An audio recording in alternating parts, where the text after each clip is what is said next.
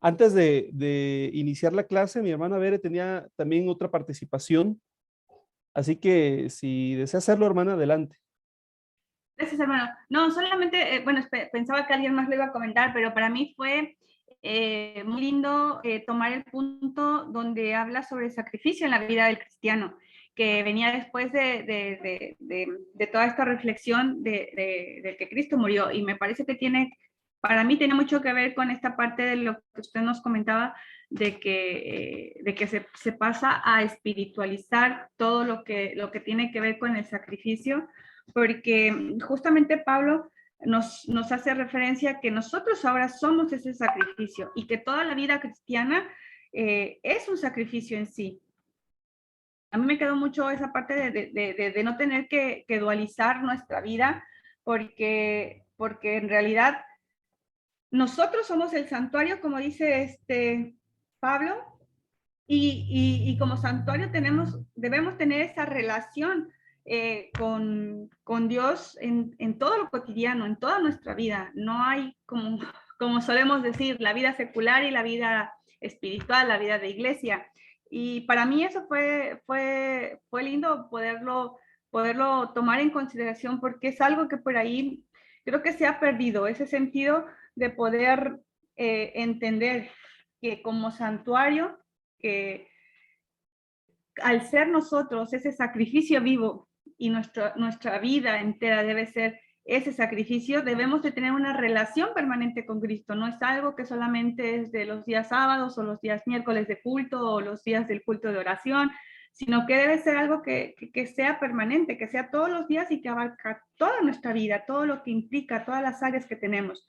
Y bueno, que simplemente nuestra vida tiene que reflejar ese sacrificio realmente y ser ese lugar en donde Dios habita, en donde Dios está con nosotros, se relaciona con nosotros y nosotros con Él. Esa era la parte que a mí me encantó, que fue casi con lo que cerramos, pero creo que es algo muy importante.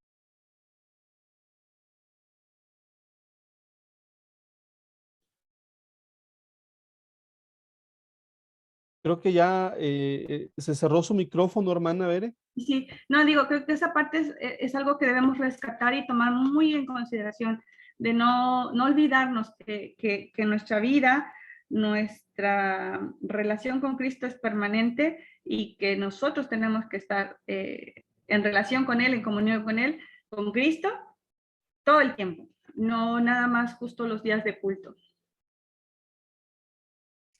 Así es. Muchas gracias, hermana Bere. Bueno, pues benditos a Dios, hermanos, que están ustedes haciendo reflexiones. Yo, bueno, escuché atentamente los comentarios de todas ustedes, hermanas, desde el comentario de mi hermana Betty, el primero que se hizo, y todos, hasta este último de mi hermana Bere. Y me da gusto, hermanas, que lo que están haciendo ustedes es una reflexión, ¿verdad? Desde el conocimiento bíblico que ya teníamos y ahora también incorporando algunos conceptos, algunas ideas, ¿no? que estamos viendo en clase. Bueno, pues vamos a pasar a la presentación de esta clase, de esta sesión. Y eh,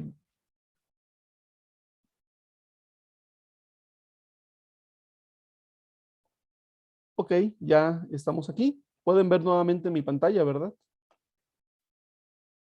Sí, hermano. Ok, pues vamos a iniciar con este primer tópico, ¿verdad? Que es el de la liturgia de Israel. Y quiero iniciar mencionando, mis hermanos, que desde sus orígenes la Biblia y la liturgia, ya sea que hablemos de la liturgia judía del Antiguo Testamento o de la liturgia cristiana en el Nuevo Testamento, lo que vamos a ver es que estas liturgias están estrechamente entrelazadas con la Biblia, ¿sí?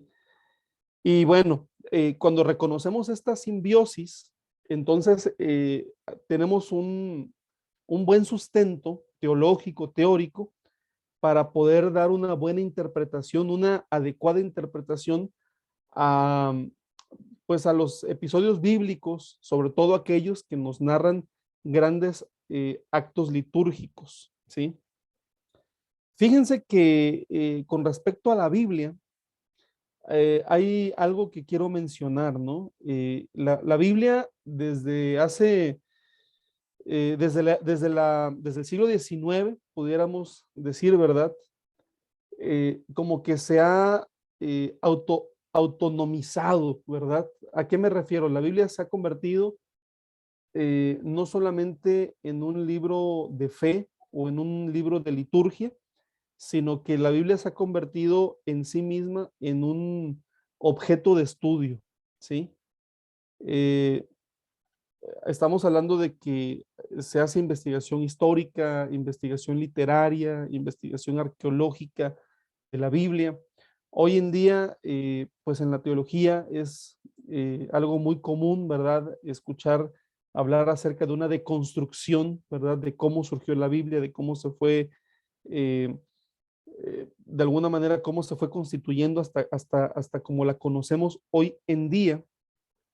Sin embargo, no, nosotros como estudiantes de la palabra no debemos de olvidar que la Biblia no es autónoma, ¿verdad? Además, no es autónoma y no es un fin en sí misma. O sea, la Biblia es un testimonio de la comunidad que celebra su vida ante la presencia de Dios, del pueblo de Israel en el Antiguo Testamento y de la iglesia en el Nuevo Testamento, ¿sí? Así que el lugar de la Biblia, hermanos, es en la liturgia, ¿sí? Hoy en día se relaciona mucho a la Biblia con la academia. Hoy ustedes están adquiriendo conocimientos académicos, ¿sí? Sin embargo, no debemos olvidar, en mi opinión, ¿verdad? No debemos olvidar que la Biblia es un libro litúrgico. Su lugar original está en la liturgia. Recuerdo mucho, por ejemplo, aquellas palabras que están en el libro del Apocalipsis, capítulo 1, en donde el escritor sagrado dice, bienaventurado el que lee y bienaventurados los que oyen y los que guardan las palabras de esta profecía. ¿Y por qué dice el que lee y los que oyen? Pues en aquel entonces, en el primer siglo de nuestra era, no, los creyentes no tenían el acceso que nosotros hoy tenemos a las Sagradas Escrituras.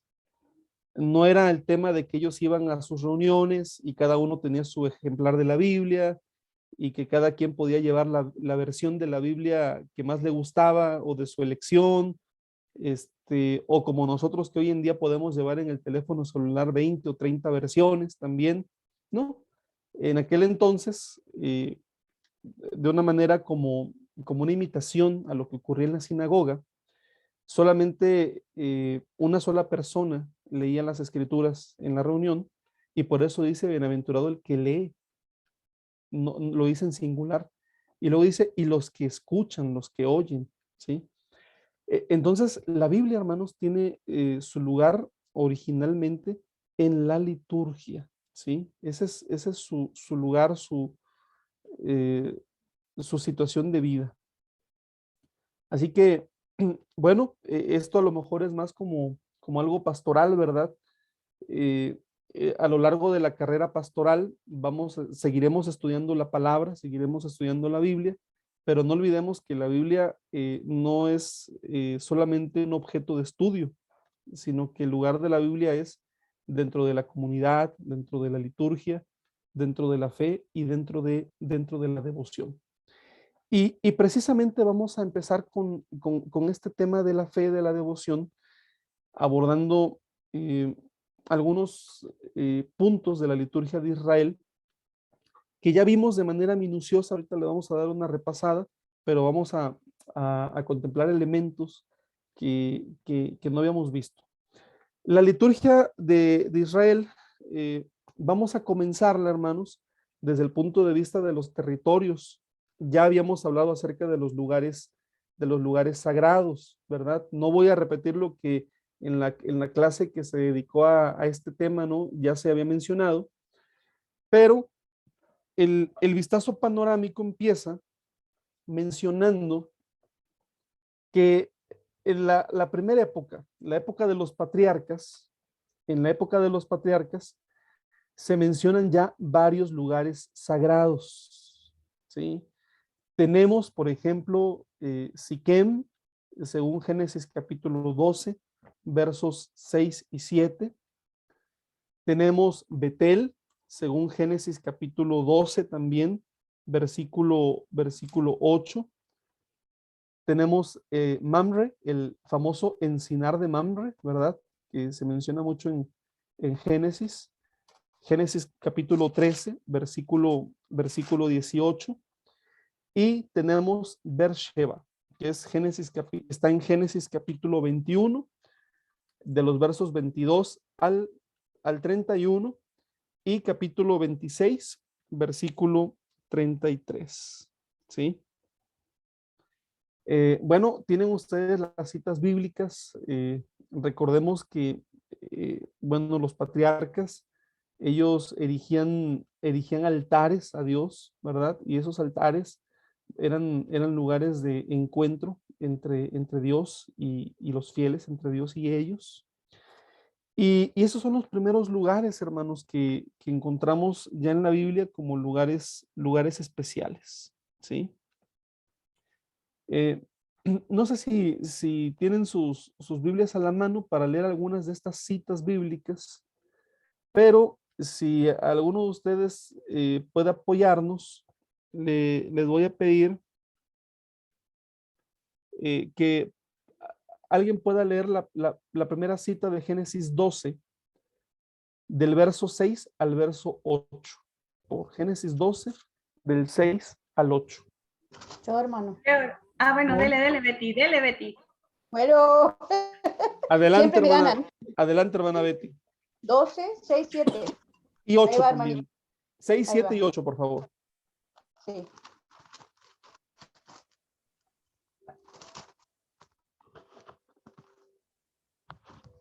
Génesis 12, 6, 7 y 8. Sí, hermana. Muy bien, dice así. Y pasó Abraham por aquella tierra hasta el lugar de Siquem, hasta el encino de Mortierra. Y apareció Jehová a Abraham y le dijo: a tu descendencia daré esta tierra, y edificó allí un altar a Jehová, quien le había aparecido. Luego se pasó de allí a un monte al oriente de Betel y plantó su tienda, teniendo a Betel al occidente y a Ahí al oriente, y edificó allí altar a Jehová e invocó el nombre de Jehová.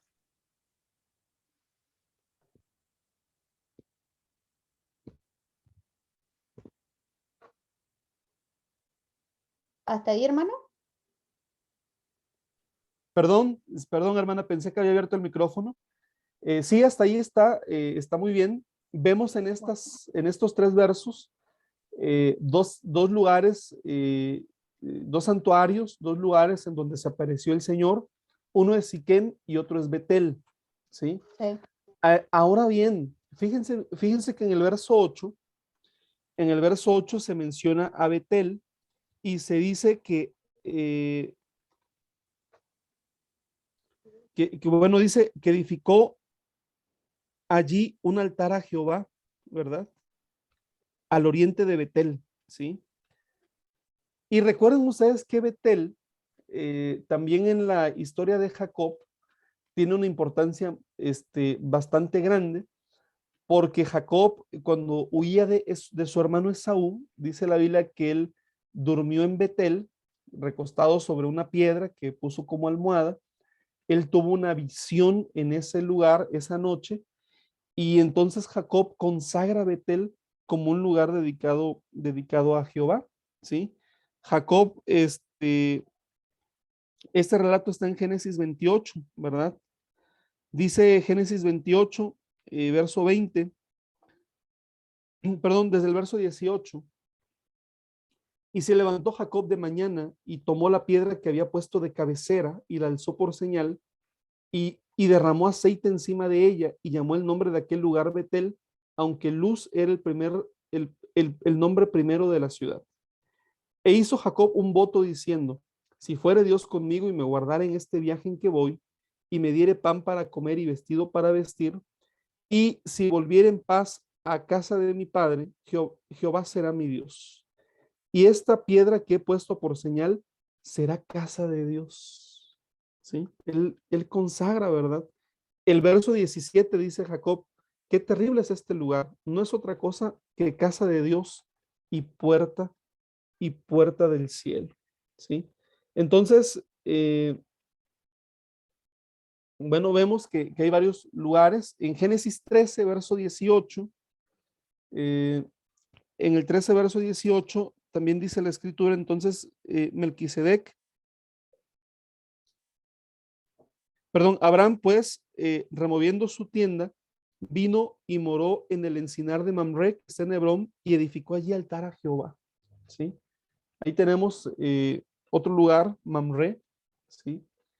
Y bueno, vamos a ir leyendo algunas citas bíblicas. No pretendo que leamos todas, ¿verdad?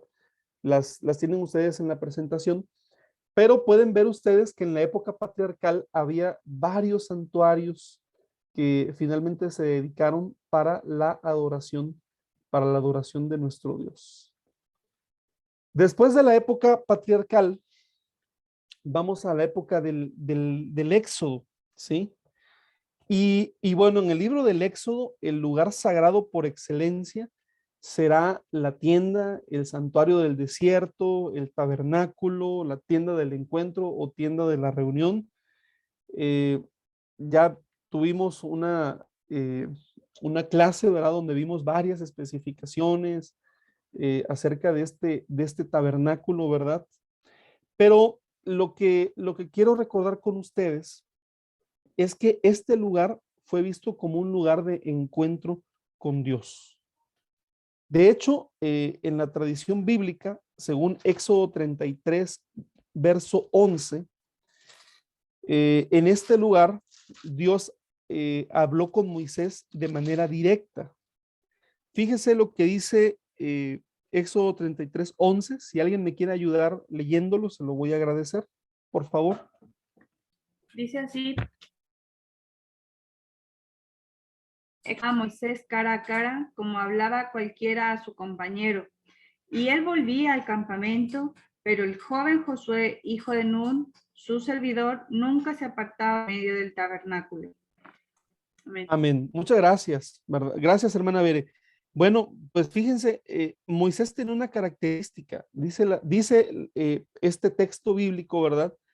Que Moisés podía hablar con Jehová y Jehová le hablaba a Moisés cara a cara, como el amigo habla con el amigo, dice otra versión de la Biblia, como cualquiera puede hablar con su compañero, pero esto no sucedía en cualquier lugar, hermanos.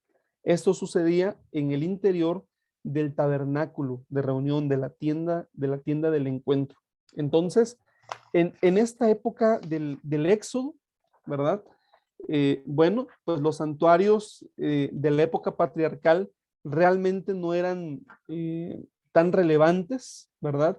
Sino que el punto principal de encuentro de Israel con su Dios era el tabernáculo, ¿verdad? Aún de una manera más relevante que el propio monte Sinaí, ¿verdad? Que habíamos visto también que ese es el lugar sagrado por excelencia, ¿no? En la tradición bíblica. Bueno, Moisés aquí, hermanos, funge como un intermediario entre Dios y el pueblo, ¿sí? Eh,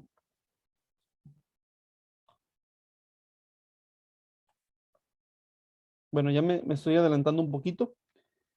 Eh, Cuando en el Nuevo Testamento se habla de Jesucristo, hermanos, algunos de los escritores del Nuevo Testamento hablan de Jesucristo en los términos de un nuevo Moisés, ¿sí?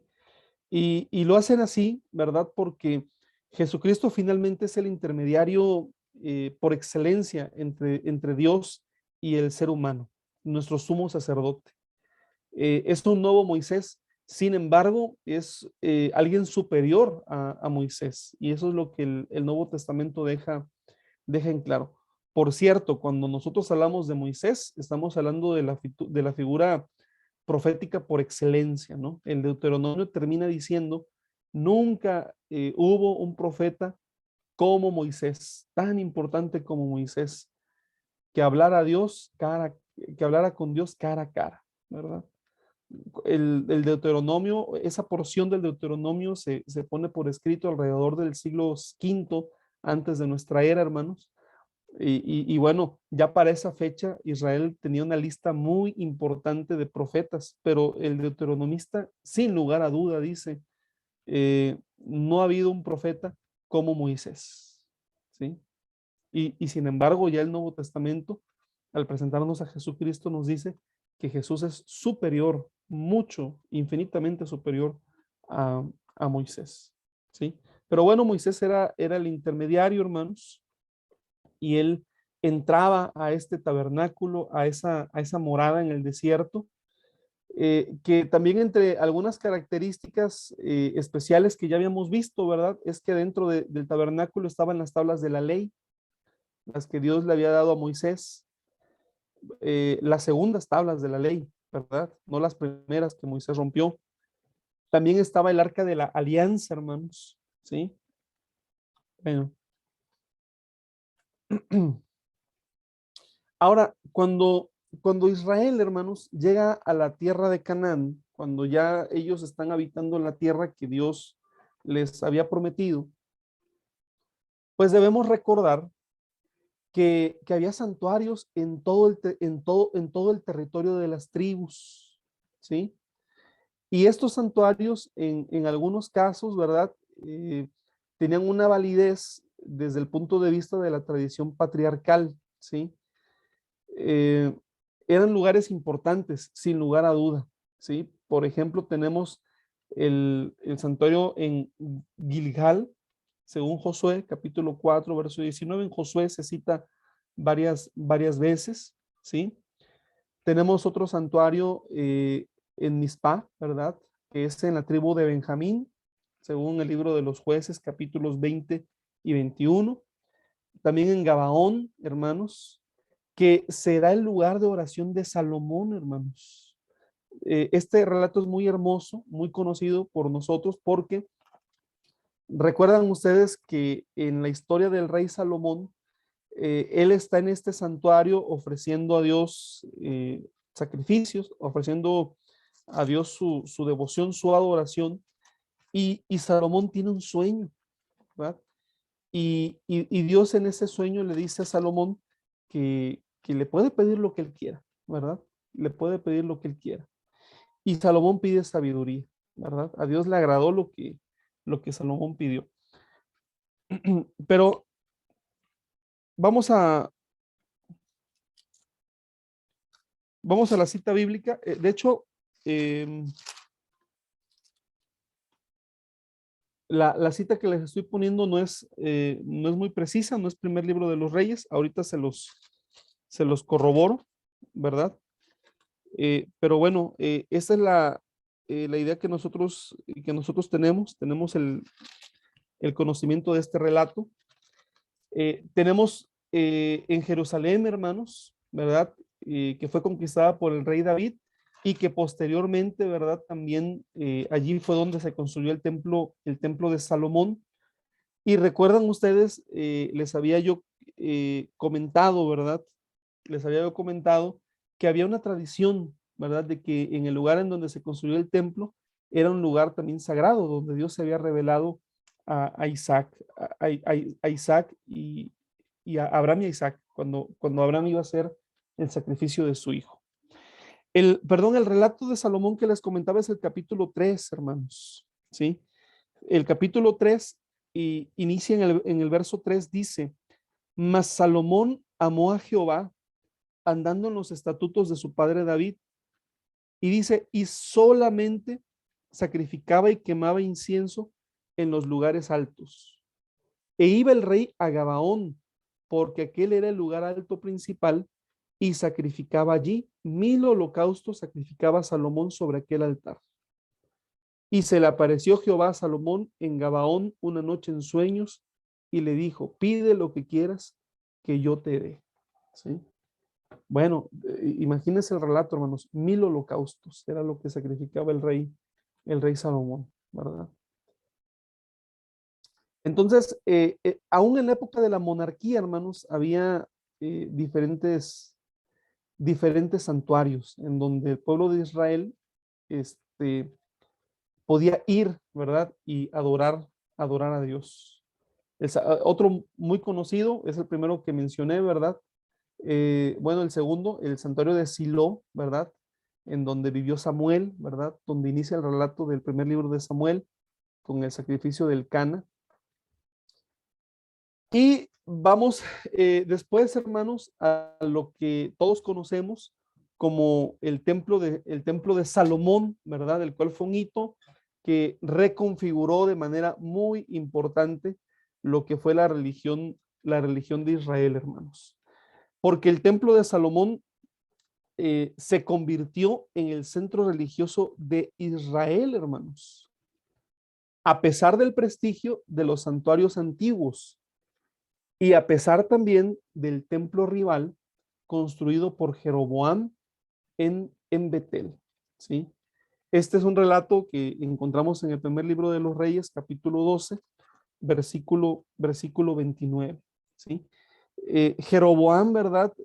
Para hacer su santuario alterno, el templo alterno, utiliza un lugar que tenía mucha tradición bíblica, hermanos, mucha tradición teológica, mucha tradición en la historia de Israel. Es decir, había escogido un lugar en donde ya había un santuario antes, un lugar en donde ya había una tradición sobre, y que bíblicamente era conocido como la casa de Dios, ¿verdad? No sé si en este punto, haciendo también una lectura crítica de lo que es el texto sagrado, se pueden dar cuenta de las implicaciones políticas, tanto de Salomón como de Jeroboam al construir estos templos, ¿sí? Ya les había comentado que el templo de Jerusalén también tuvo la función de ser un banco, ¿verdad? Entonces, bueno, el rey de Judá estaba muy interesado, ¿verdad?, en tener este templo, pero cuando el reino se divide, al rey del norte, pues no le convenía que su pueblo fuera al templo de Jerusalén y establece un nuevo templo. Y utiliza, ¿verdad? Eh, bueno, un lugar que ya tenía aceptación. No hubiese sido posible, hermanos, construir un templo fuera de Jerusalén si no hubiese sido en un lugar con tanta tradición teológica como Betel. ¿Sí me explico, hermanos? Pero bueno, el texto bíblico lo que menciona es una gran condena, ¿verdad? Fíjese lo que dice el primer libro de Reyes 12:29. Si lo quieren leer, por favor, alguien que lo haga. Primer libro de Reyes 12, verso 29. Dice así, y puso uno en Betel y el otro en Dan. Amén. Amén. Muchas gracias, hermana. Bueno, si podemos leer, vamos a leer entonces desde el verso 25 hasta el 29, por favor, hermana Veres, se nos puede apoyar. Sí, sí. Dice, entonces reedificó Jeroboam a Siquem en el monte de Efraín y habitó en ella. Y saliendo de allí, reedificó a Penuel.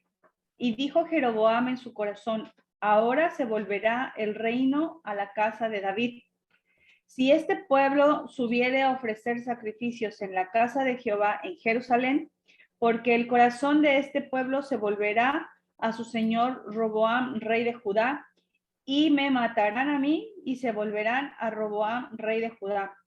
Y habiendo tenido consejo, hizo el rey 2 becerros de oro y dijo al pueblo, bastante habéis subido a Jerusalén, he aquí tus dioses, oh Israel, los cuales te hicieron subir de la tierra de Egipto. Y puso uno en Betel y el otro en Dan. Ahora sí se entiende. Amén. Sí, muchas gracias, hermana Veres. Sí, exactamente, ya con el contexto de los versos anteriores, ¿verdad? Pues vean cómo Jeroboam realmente utiliza algunos elementos religiosos, ¿verdad? Muy atrayentes. Y bueno, pues hay una condena muy fuerte, ¿verdad? Cuando el libro de los Reyes relata este acontecimiento, lo relata como un acontecimiento pecaminoso, ¿verdad? Lo que Jeroboam está haciendo es algo que deshonra a Dios, porque compite con el templo de Salomón.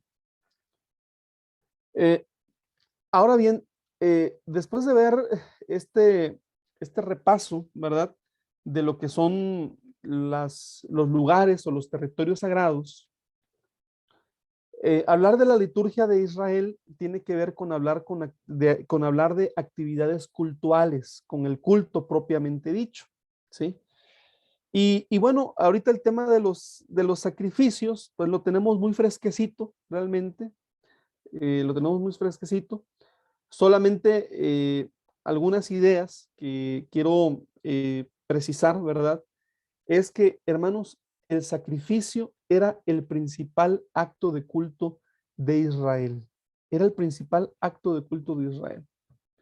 Lo vamos a ver a continuación. Ya existía la oración, por supuesto. Ya existía la alabanza, ya existía lo que es el júbilo, ¿verdad? A través de la música, a través de la danza, del baile también se expresaba. Pero todos estos actos cultuales eran secundarios. La actividad principal era el sacrificio, con las características que nosotros ya vimos en la clase anterior. Obviamente para nosotros tiene una relevancia, ¿verdad? Porque recordamos que en el Antiguo Testamento a los ministros de culto les conocemos como los sacerdotes y los levitas. Y estos sacerdotes y levitas para nosotros tienen importancia en vista de la resignificación del sacerdocio que en el Nuevo Testamento se hace. Ya la Biblia dice en el Nuevo Testamento que ahora nosotros somos los sacerdotes, el real sacerdocio, ¿verdad? Linaje escogido. Eh, bueno, pues en el Antiguo Testamento, este grupo de personas escogidas eran los sacerdotes y los levitas en general, ¿verdad?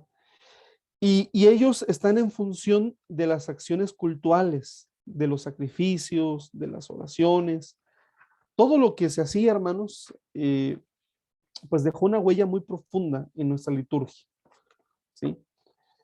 Un pasaje, bueno, bello y además impresionante es el que recientemente leímos del rey Salomón, ¿verdad? Cuando él va a Gabaón a sacrificar nada más y nada menos que 1000 holocaustos. Ahorita ya con el conocimiento de los diferentes tipos de sacrificios, pues ahora bien sabemos claramente a qué se refiere la Biblia con holocausto, ¿verdad? Bueno, era aquel sacrificio en el que todo, completamente todo, se consumía, ¿sí? Delante de nuestro Dios. Y,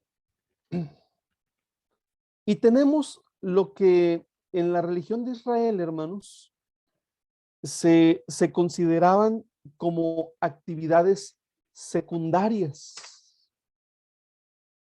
Es decir, eran actividades propias del culto, pero no eran principales como eran los sacrificios y todo lo que se ofrecía en el templo.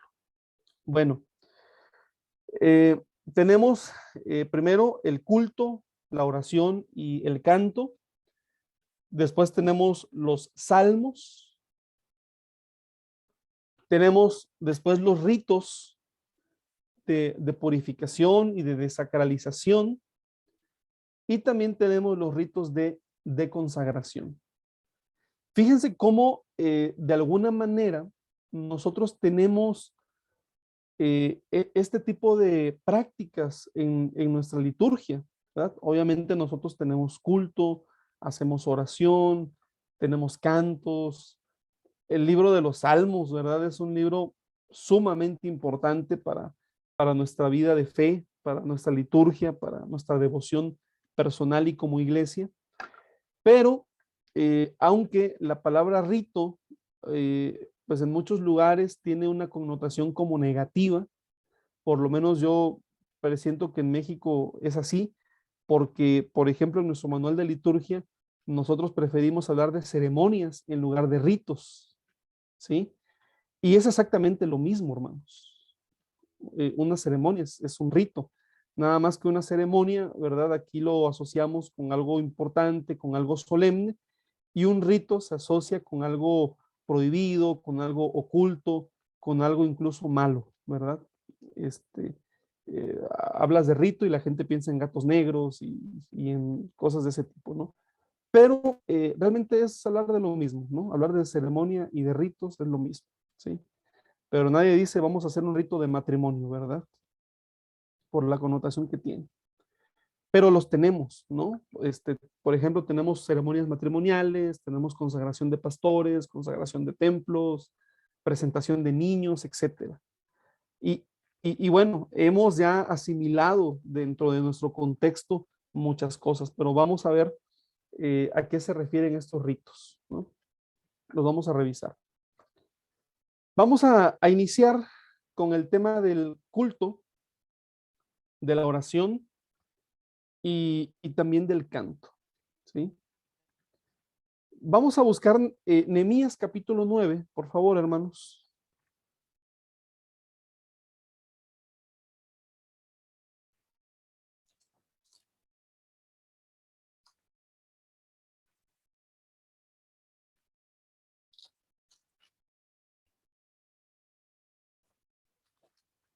Y en Nehemías capítulo 9 se nos narra, no vamos a leer, no vamos a leer todo.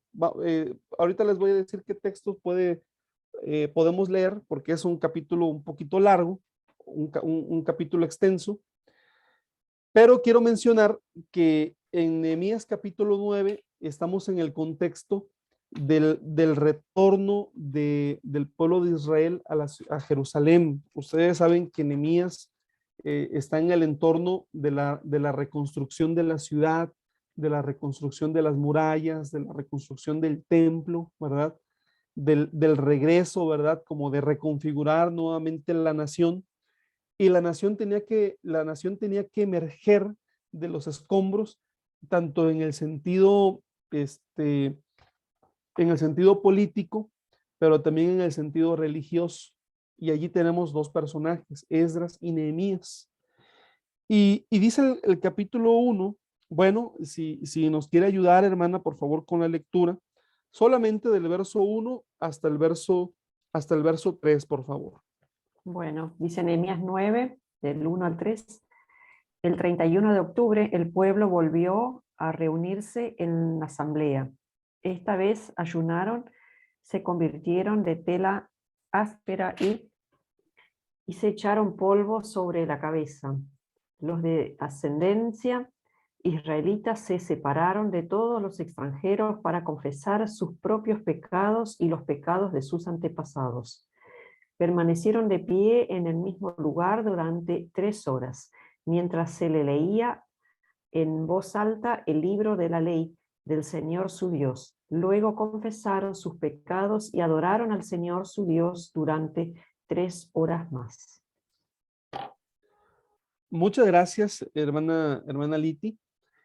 Bueno, pues aquí tenemos ya una narración, ¿verdad? En la cual se nos menciona cómo el pueblo de Israel en ese momento de su historia se une en asamblea para adorar a Dios. Pero fíjense las características de esta adoración, ¿verdad? Aquí se habla de ayuno, se habla, por ejemplo, de quebrantamiento con cilicio y tierra, ¿verdad? Se habla de confesión de pecados, se habla de la lectura de la ley de Jehová, se habla, vemos que la adoración en el templo se echa a andar otra vez. Hay elementos, ¿verdad? Que antes no había. Por cierto, ¿no? En el libro de Esdras y Nehemías hay una tendencia como a la pureza racial, ¿no? Por ejemplo, recordarán ustedes que la exigencia de Esdras para con los israelitas era que tenían que mantener esa pureza racial. Así que aquellos sacerdotes o aquellos judíos que estaban casados con mujeres extranjeras, la orden fue muy tajante, les decía, tienen que separarse de ellas, ¿no? Tienen que alejarse de ellas. Hoy nosotros podemos ver esa idea, ¿no? O esa forma de interpretar la voluntad de Dios de una manera muy crítica. Pero nos puede sorprender también que en aquellos tiempos la forma de pensar no era homogénea, o sea, también había divergencia, ¿no? Fue en esa época, por ejemplo, en la cual surge el libro de Ruth, ¿verdad? Una novela, bueno, hoy nosotros hablaríamos de una novela histórica, según los géneros literarios actuales, pero el libro de Ruth, ¿verdad? Lo que menciona es que el rey David, ¿no? El maravilloso rey David por excelencia de Israel, pues era descendiente de una extranjera, ¿no? Así como diciendo, a ver, ¿por qué nos están diciendo este tema de la pureza racial cuando nuestra historia está plagada, ¿verdad? De casos, hablando del pueblo de Israel, en donde los extranjeros han convivido con nosotros, ¿no? Y bueno, hay otros casos, ¿no? De mujeres extranjeras en la Biblia. Había ese debate, ¿no? Eh, Lamentablemente en el judaísmo prevaleció esa primera postura.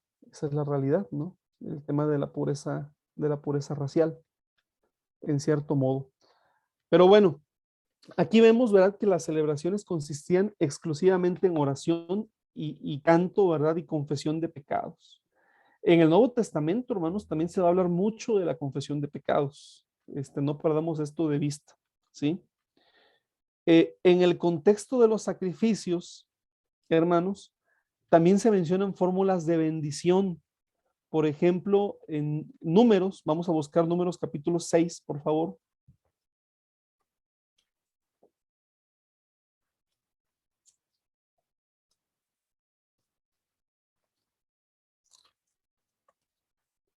Si me pueden ayudar con la lectura, se los voy a agradecer. Números capítulo 6, verso 22 al 27. Del 22 al 27 dice así. Jehová habló a Moisés diciendo, habla a Aarón y a sus hijos y diles, así bendeciréis a los hijos de Israel diciéndoles, Jehová te bendiga y te guarde, Jehová haga resplandecer su rostro sobre ti y tenga de ti misericordia, Jehová alce sobre ti su rostro y ponga en ti paz, y ponga mi nombre sobre los hijos de Israel y yo los bendeciré. Amén. Amén. Muchas gracias, hermano. Bueno, esta bendición es una bendición que en la iglesia muchos ministros pronuncian al finalizar el culto. Un momento después de concluir la oración de clausura, la oración final, es una bendición que se pronuncia en muchas iglesias. Y bueno, el trasfondo es que esta era la forma que Dios le había ordenado a Aarón y a sus descendientes, que de esta manera tenían que bendecir al pueblo, ¿verdad? Al finalizar la adoración, al finalizar el sacrificio. Pero también, hermanos, en la Biblia tenemos que en el contexto de los sacrificios también se mencionan fórmulas de maldición, como la tenemos en Números 5, 21 y 22, en Deuteronomio 27, 14 al 26. Vamos a leer por lo menos la de Números 5, verso 21 y 22. Por favor, si alguien la quiere leer. Leo. Número 5. Sí, verso 21 y 22, por favor, hermano. Ok, ahí.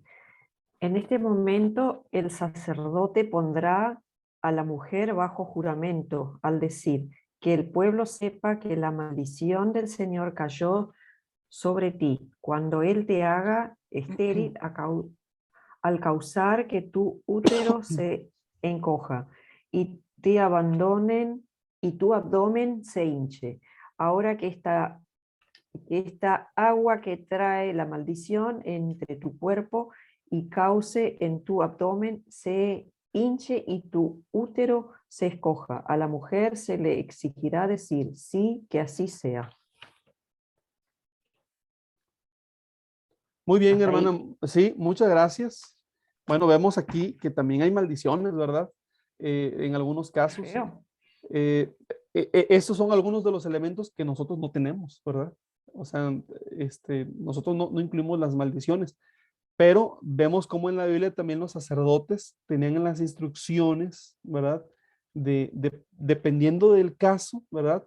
Ellos también tenían que pronunciar ciertas maldiciones, ¿no? Bueno, el Deuteronomio formula oraciones para la ofrenda de las primicias y del diezmo y para la Pascua. Vamos a Deuteronomio 26, por favor. Y me parece interesante, si alguien nos puede ayudar a leer desde el verso 1 hasta el verso 15, por favor. Allí vamos a ver contenidas estas oraciones para las primicias y para el diezmo trienal. Por favor, Deuteronomio 26, del 1 al 15. Leo. Sí, por favor, hermana. Dice, cuando hayas entrado en la tierra que Jehová tu Dios te da por herencia y tomes posesión de ella y la habites, entonces tomarás de las primicias de todos los frutos que sacares de la tierra que Jehová tu Dios te da, y las pondrás en una canasta e irás al lugar que Jehová tu Dios escogiere para hacer habitar allí su nombre. Y te presentarás al sacerdote que hubiere en aquellos días y le dirás, declaro hoy a Jehová tu Dios que he entrado en la tierra que juró Jehová a nuestros padres que nos daría. Y el sacerdote tomará la canasta de tu mano y la pondrá delante del altar de Jehová tu Dios.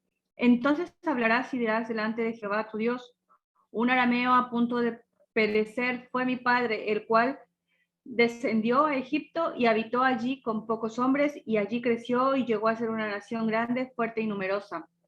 Y los egipcios los maltrataron y nos afligieron, y nos pusieron sobre nosotros dura servidumbre, y clamamos a Jehová, el Dios de nuestros padres, y Jehová oyó nuestra voz, y vio nuestra aflicción, nuestro trabajo y nuestra opresión. Y Jehová nos sacó de Egipto con mano fuerte, con brazo extendido, con grande espanto y con señales y con milagros. Y nos trajo a este lugar y nos dio esta tierra, tierra que fluye leche y miel.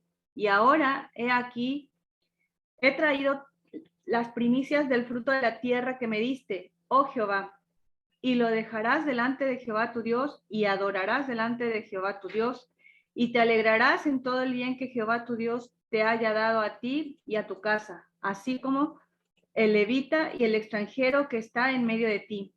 Cuando acabes de diezmar todo el diezmo de tus frutos en el año tercero, el año del diezmo, darás también al levita, al extranjero, al huérfano y a la viuda, y comerán en tus aldeas y se saciarán. Y dirás delante de Jehová tu Dios, he sacado lo consagrado de mi casa y también lo he dado al levita, al extranjero, al huérfano y a la viuda. Conforme a todo lo que me has mandado, no he transgredido tus mandamientos, ni me he olvidado de ellos. No he comido de ellos en mi luto, ni he gastado de ello estando yo inmundo, ni de ello he ofrecido a los muertos. He obedecido la voz de Jehová, mi Dios. He hecho conforme a todo lo que me has mandado. Mira desde tu morada santa, desde el cielo, y bendice a tu pueblo Israel y a la tierra que nos has dado, como juraste a nuestros padres, tierra que fluye leche y miel. Amén. Muchas gracias, hermana Bere. Fíjense cómo, bueno, la misma Torá, ¿verdad? Incluso no solamente Levítico, sino porciones de Deuteronomio o del libro de los Números, realmente es un manual de liturgia, ¿no? En donde se le especificaba al fiel cuándo ir, cómo presentarse, qué palabras decir, ¿sí? Eh, o sea, estaba completamente bien especificado todo lo que tiene que ver con las oraciones incluso que se hacían para algunas ofrendas como las primicias, como para el diezmo, incluso también para la Pascua, hermanos, ¿no?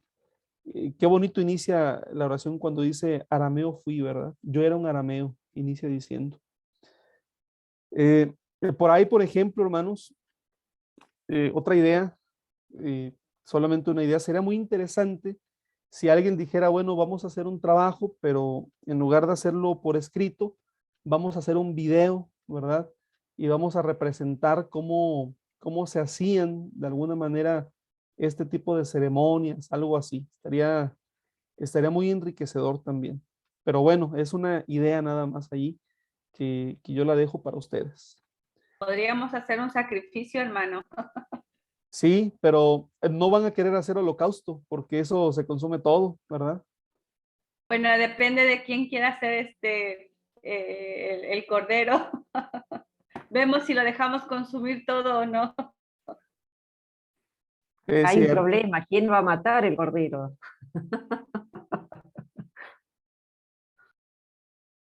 Bueno, pues son buenas ideas, muy, muy buenas ideas. El lugar de mayor consideración para la oración era el templo, hermanos. ¿Sí? Ahora vamos a un episodio del Nuevo Testamento en donde el templo era un lugar de oración, hermanos. ¿Sí? Lucas capítulo 18.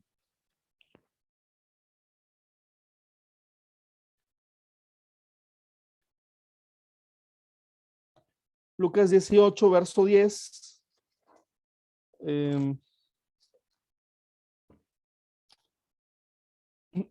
Dice, dos hombres subieron al templo a orar. Uno era fariseo y el otro era publicano, ¿no? Bueno, Jesús aquí está narrando una parábola. De hecho, es la parábola del fariseo y del publicano, ¿no? La parábola realmente es una comparación de cómo cada uno de estos hombres oraba. El fariseo, por supuesto, era un hombre que hacía alarde. Él decía, yo diezmo de todo, soy muy justo, ayuno 2 veces a la semana, etcétera. Estaba diciendo, tengo muchos méritos. Y el publicano solamente le decía a Dios que tuviera piedad de él. Le decía, Dios mío, sé propicio a mí porque soy un pecador. Pero bueno, yo solamente quiero mencionar de esto, hermanos, que en esta parábola Jesús menciona algo muy común en su tiempo, ¿verdad? La gente iba al templo a orar. El templo era un lugar considerado para la oración. Por supuesto, no era un lugar exclusivo, hermanos. No era que solamente en el templo se pudiera orar, pero en la mentalidad de Israel sí había una relación muy interesante entre el templo y la oración.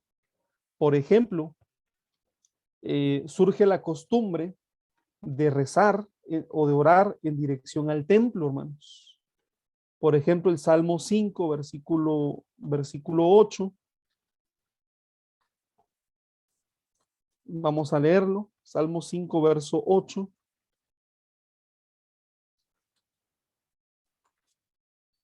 Dice así,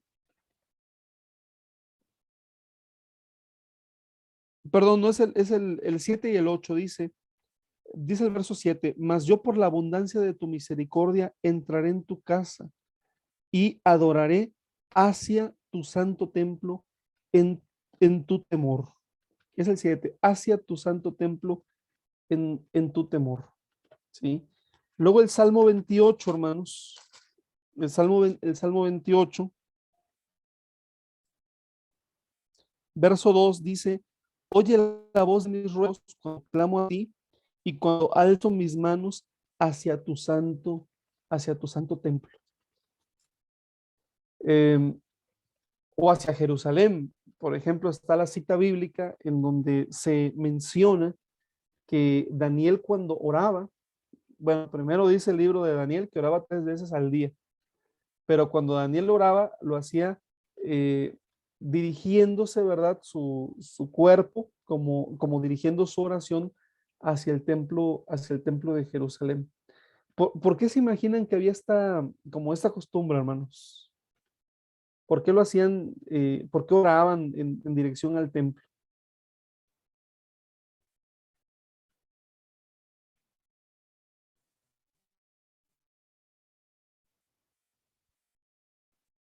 Y quizá porque, bueno, pienso yo que Hermano, por la importancia que tenía el yo, templo para ellos, que era algo sagrado y pienso que era, no sé si como quizá nosotros ahora pensamos, ¿no? Si yo voy al altar, me pongo de rodillas y oro adentro del templo, es como que Dios me va a escuchar más que si yo a lo mejor oro acá en mi casa. No sé, me da esa impresión de pensar que para ellos era importante el templo y pensar que Dios habitaba ahí era como, si yo me dirijo hacia ese lugar, mi súplica va a ser escuchada, ¿no?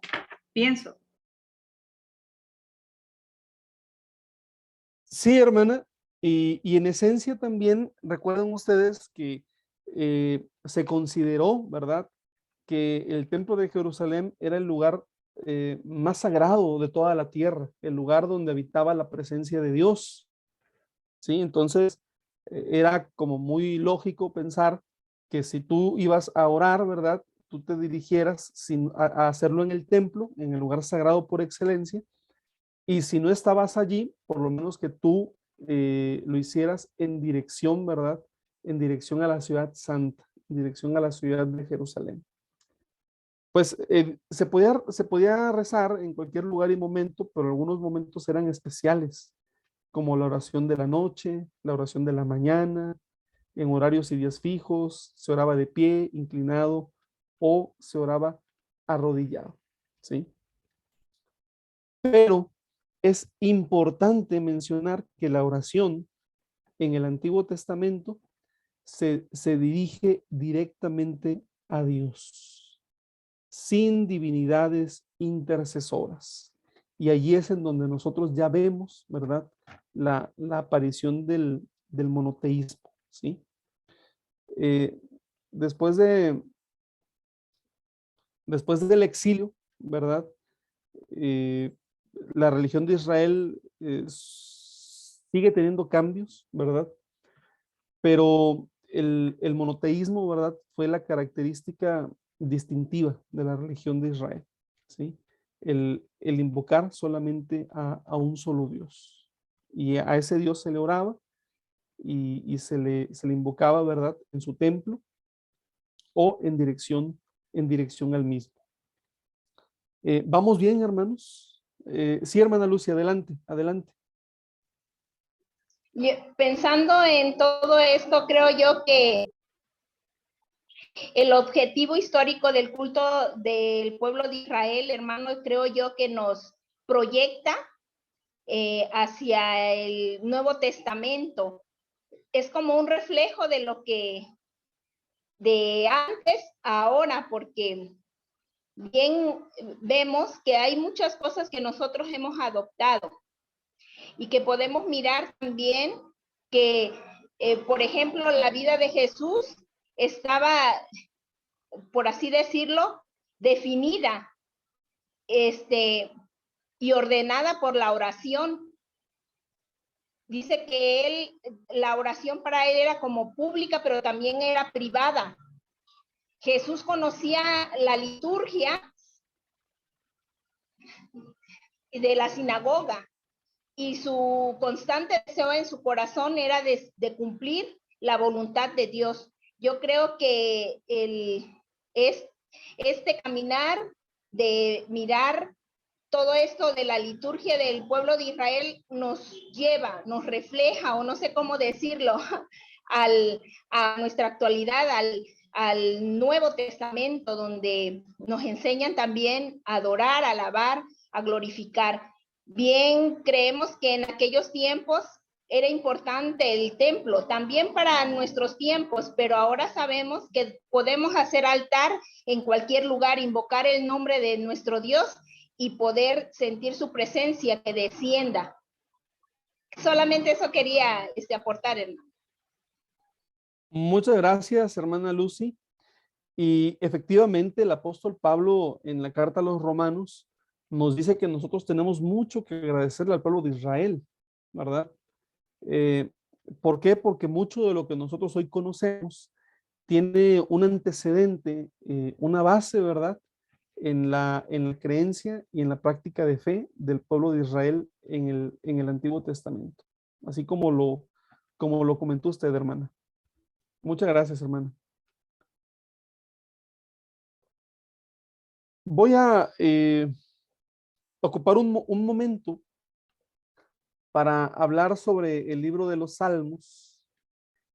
Y bueno, pues hablar del libro de los Salmos, ¿verdad? Es hablar de porciones de las Sagradas Escrituras que nos han acompañado a lo largo de nuestra vida, ¿verdad? Eh, bueno, el salmo más icónico para muchas personas es el Salmo 23, pero no podemos decir que sea el único salmo que nosotros conocemos, ¿verdad? Hay muchos salmos, hay porciones de ellos en las cuales nosotros nos hemos identificado con los fieles del Antiguo Testamento en sus momentos de alegría, en sus momentos de tristeza, en sus momentos de debilidad, en sus momentos de aflicción, ¿verdad? En sus momentos de ira y en los momentos en los que su fe estaba en crisis, ¿verdad? Como los libros, como el libro de los Salmos o los Salmos en sí, nos hablan acerca de las emociones, pues en realidad nos podemos identificar, aunque hayan pasado 3000 años o más desde su composición, porque seguimos sintiendo en esencia las mismas emociones, ¿verdad? ¿Cuántos de nosotros en momentos de un gran temor no hemos ido al Salmo 23, lo hemos leído, lo hemos recitado, lo hemos meditado, lo hemos orado? Y en muchos casos el temor se ha disipado, ¿no? Por poner un solo ejemplo. Así que es, bueno, una porción sumamente especial de la palabra de Dios. Y me atrevo a decir que junto con el Nuevo Testamento, ¿verdad? Son la porción de las Escrituras más utilizada en la práctica pastoral. Bueno, en esta ocasión quiero mencionar, ¿verdad? Que el libro de los Salmos, para que podamos entender su importancia, constituye una 10ª parte de la Biblia hebrea del Antiguo Testamento. Es decir, que el 10% del Antiguo Testamento es el libro el libro de los Salmos, ¿sí? O sea, es una porción bastante importante. Y el Salterio, como también se le conoce, sus partes más antiguas se remontan a la época del nomadismo, cuando Israel era un pueblo nómada, es decir, antes de que llegaran a la tierra de Canaán, hermanos. Incluso, bueno, la tradición bíblica o la tradición judía atribuye algunos salmos a Moisés, ¿verdad? Bueno, solo para mencionar, ¿verdad? Un ejemplo de lo que les estoy diciendo, ¿no? Eh, Tan antiguos como lo fue la figura de Moisés. Pero los salmos también están concebidos en función del culto. Por ejemplo, vamos a observar que hay algunas especies de indicaciones, hermanos, en el libro de los Salmos. Por ejemplo, de repente vamos a ver que dice Salmo de Asaf, o Salmo gradual, o Salmo de subida, ¿sí? De repente vemos estas indicaciones y no las conocemos muy a detalle. ¿Qué querrá decir, verdad? Pero, por ejemplo, los salmos de subida, hermanos, son aquellos que acompañaban las peregrinaciones al templo.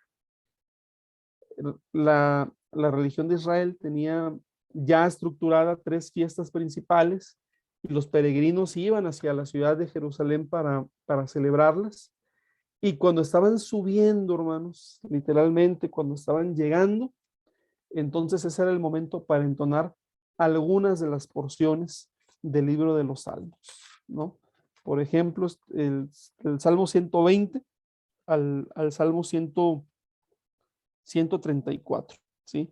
Son salmos de los peregrinos.